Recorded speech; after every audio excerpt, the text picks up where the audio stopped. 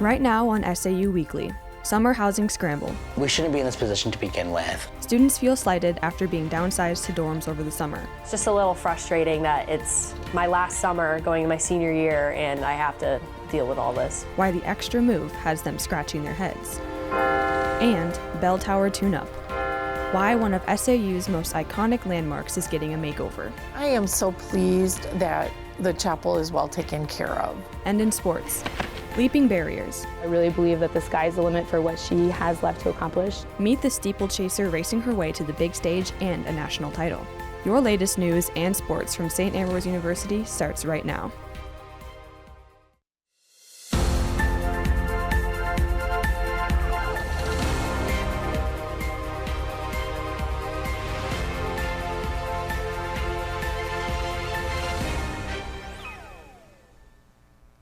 Welcome to this edition of SAU Weekly, your source for the latest news and sports from St. Ambrose University. I'm Evie Breitbach. And I'm McKenna Verdon.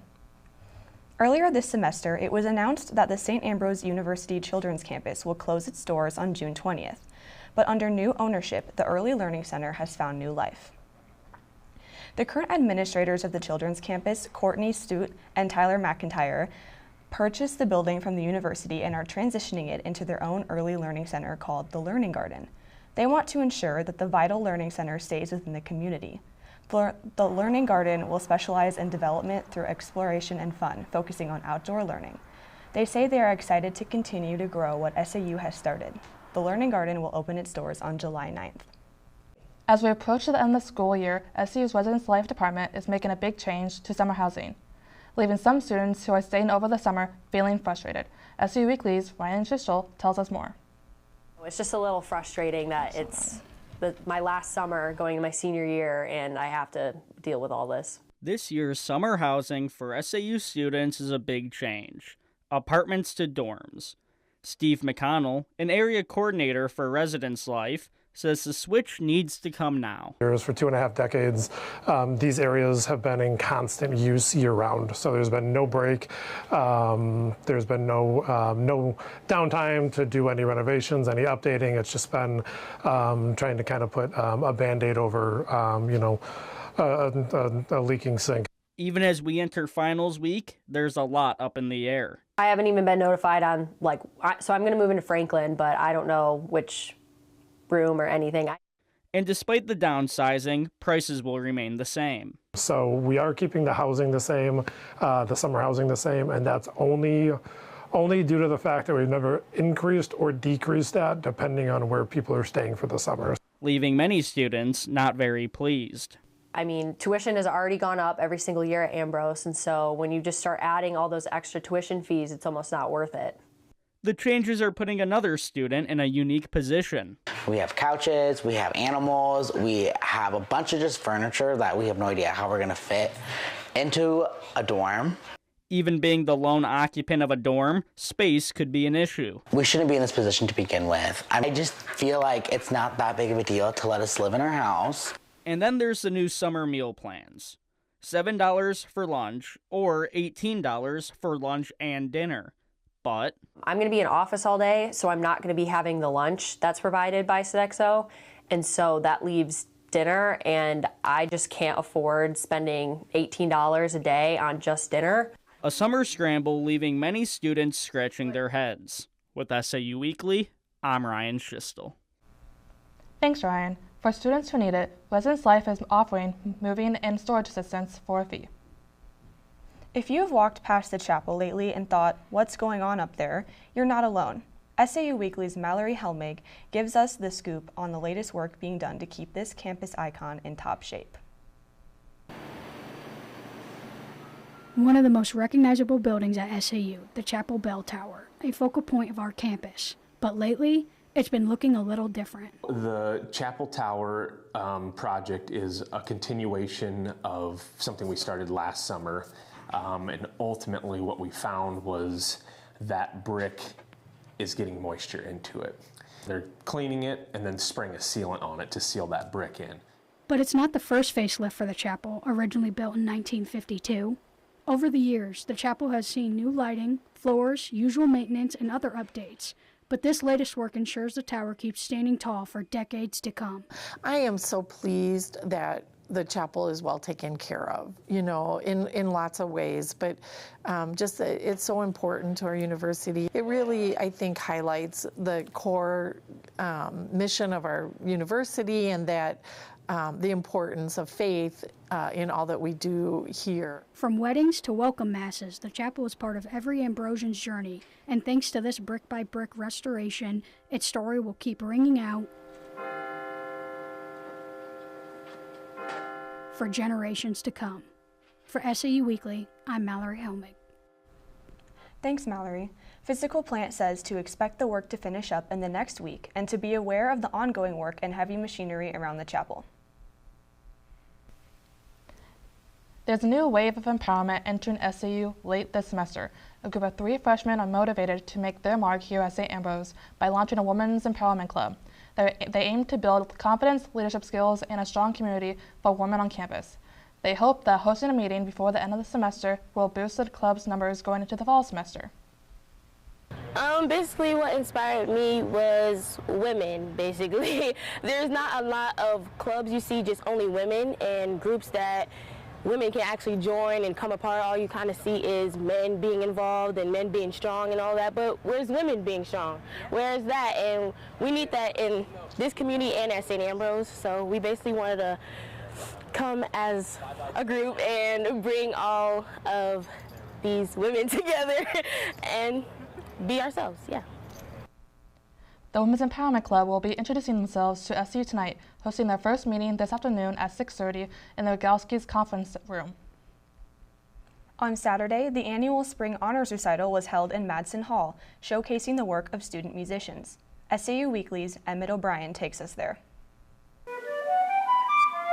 At the end of every semester, student musicians take the stage. We had a couple of Schubert songs, so some songs in German. We had some Chopin. We had some Bach arrangements. Nominated by their professors to perform famous compositions. And for junior Ryan Sander, it was the culmination of a lot of time and effort. It just always feels amazing, and honestly, like, you don't even realize that it's over once it's over. Like, when I get up there, it's like a blip. And it was just really, really amazing to be up there and to be able to perform and show the people what I've been working on this semester. Through singing or instrumentation, the performances wowed the crowd. But it comes as no surprise to the professors that nominate them. Similar to how, like, maybe an athlete distinguishes themselves on the playing field by not only by excellence, but also, being a good example to their teammates. Showcasing the depth of their musical style and education.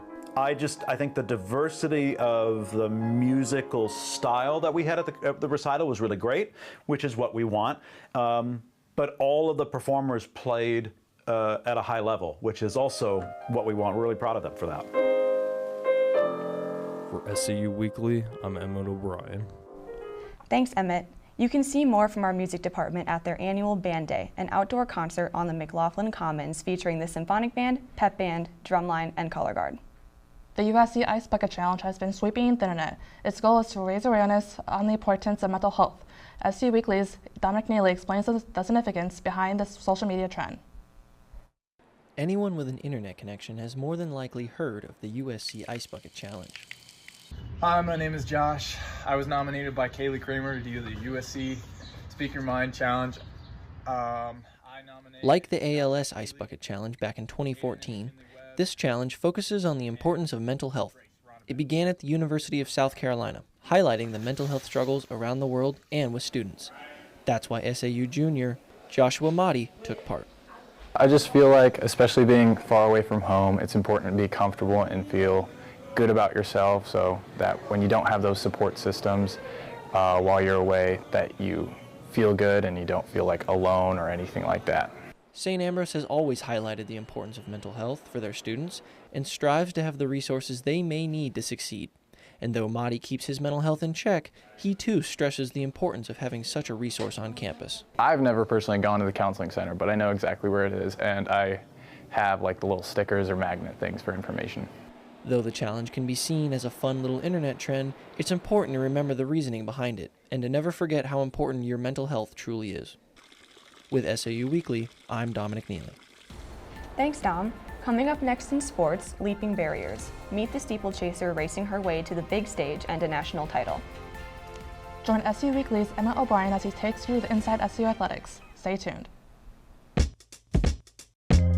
Capture a piece of the past with Trash Can Annie, where vintage meets vibrant in every stitch.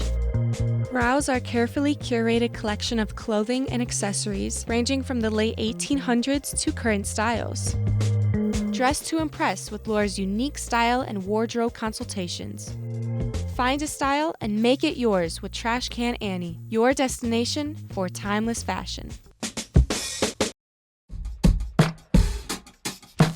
Visit Ragged Records, one of the largest record stores in the Midwest. Browse more than 30,000 new and used records, from timeless classics to new releases, and rare finds in every aisle. New to collecting vinyl? Check out our large selection of stereo equipment to spruce up your listening experience. Find your groove at Ragged Records, located along Motor Row in Davenport and in Rock Island next to Roz Talks. Whether you're a competitive runner, looking to stay fit, or just looking for comfort and support, Running Wild has you covered. Locally owned for more than 3 decades, Running Wild is the Quad City's trusted source for athletic wear and accessories. No matter your experience level, we'll help you find the right fit with all the top brands for running and walking and the latest in running apparel. Open 7 days a week, just up Brady Street. Don't walk, run to Running Wild, your run specialty store.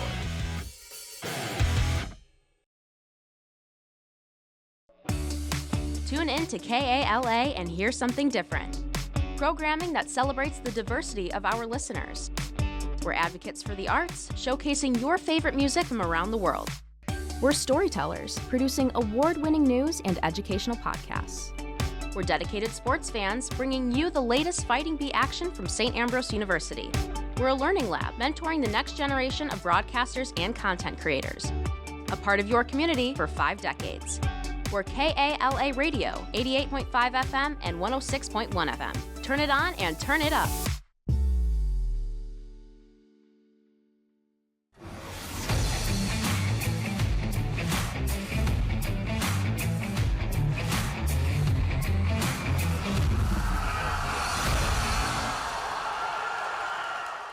This past weekend, the SAU baseball and softball teams both closed out their seasons at the CCAC Conference Tournament.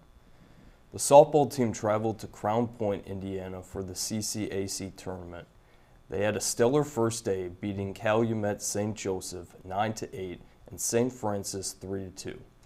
The pitcher, Ada Boyjan, earned herself 2 wins, while Kylie Claypool and Maddie Reed led the team in the hits. On day 2, the Bees fell to St. Xavier 9-6, but came back to win once again versus Calumet St. Joseph to secure their spot in the championship game. Ultimately, the Bees fell short, finishing second in the conference. As for the baseball team, they headed to Joliet, Illinois for their CCAC tournament, where they would fall 12-1 in the first game against St. Xavier. A win in Game 2 versus Vertebo would restore some hope for the Bees, with standout performances from Jeremy Conforti and Brandon Roth, driving in 3 runs each. Ultimately, the Bees' season would end with loss to Olivet Nazarene. The bright spot to end the season, Jeremy Conforti was named CCAC Player of the Year. Now on to the track, as many individual standouts are making a name for themselves following last weekend's conference meet. At the CCAC's, Ben Wilson was named the men's most valuable player as he competed in 3 successful events. He won first place for the 400-meter hurdles and a second time in the 110-meter hurdles. Wilson also contributed to the 4x400-meter relay, which earned him first place. It felt awesome. It was a dream come true. Watching Will and his brother win it years past, I really had a chip on my shoulder. I really wanted to win it, so I did everything I could for the team. Just again doing 7 events. My body was hurting, but mentally I really wanted to do it, so I was happy to be a part of that. Wilson is excited to compete in the remaining beats and make his mark at nationals. The women's track and field team also had a strong showing at the conference meet. Most notably was sophomore Caitlin Konecki, who made school history in the steeplechase. SAU Weekly's Ross Willard takes us back to Jack and Pat Bush Stadium to tell us more. As the track team wrapped up their season last weekend, many Bees are hanging up their jerseys until next year. However, some athletes' hard work has earned them another 3 weeks of their season as they look forward to nationals. Take, for example, sophomore Caitlin Konecki. So I qualified for nationals. I got B standard, really close to A, and that was just really exciting to me because I had to drop quite a bit of time in order to qualify. But nationals isn't the only achievement Caitlin earned last weekend. Coach told me I'm the first woman at St. Ambrose to break 11, so it was pretty cool. I didn't actually go into the race with the goal of breaking the record. My goal was to just qualify for nationals, and that was already kind of a big goal considering I had to drop a lot of time still. So breaking the record was kind of just a cherry on top and was just proving to myself that I'm not stagnant in where I am and I can still reach higher levels of performance. And Caitlin isn't the only one impressed with her recent performances. Just ask head distance track coach Beth Jansen. I think that Caitlin is the ideal athlete. She is a really hard worker. She's very coachable. She's an incredible teammate. She's been a strong leader since the day that she got here. To me, those are the perfect storm of attributes that help an athlete be successful. Let's go, Caitlin. I don't like to put a ceiling on people, and so I really believe that the sky's the limit for what she has left to accomplish in her time here as a Bee. That time has only been made better by the support of her teammates. Just being able to run and be around the people that I enjoy just gives me a reason to be passionate about running. With SAU Weekly, I'm Ross Willard. Thanks, Ross. Caitlin and other national qualifiers will travel to Marion, Indiana on May 21st to compete at the NAIA National Championship at Indiana Wesleyan. That will do it for Inside SAU Athletics. I'm Emmett O'Brien. Thanks, Emmett. That's all we have for you on this edition of SAU Weekly. We'll be back next semester with the latest news and sports from St. Ambrose University.